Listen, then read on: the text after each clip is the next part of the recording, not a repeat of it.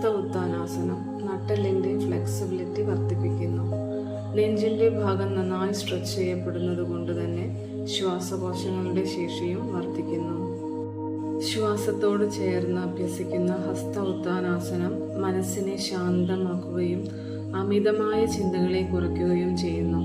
ഇതായ രീതിയിൽ പരിശീലിക്കുന്ന ഹസ്ത ഉത്താനാസനം സാധകനെ സൂര്യ നമസ്കാരത്തിൻ്റെ അടുത്ത പടിയായ പാദഹസ്താസനയിലേക്ക് വളരെ അനായാസകരമായി എത്തുവാൻ സഹായിക്കുന്നു. ദീർഘമായി ശ്വാസം ഉള്ളിലേക്ക് എടുത്തുകൊണ്ട് കൈകൾ മുകളിലേക്ക് ഉയർത്തി ചെവിയോട് ചേർത്ത് വെച്ച് പുറകിലേക്ക് വളയുന്നു.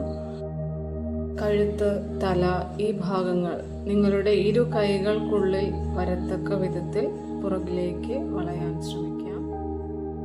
തോളുകളും കഴുത്തും നല്ല രീതിയിൽ സ്ട്രെച്ച് ആവുന്നത് കൊണ്ട് തന്നെ ശരീരവും മനസ്സും എളുപ്പത്തിൽ റിലാക്സ്ഡ് ആവുന്നു.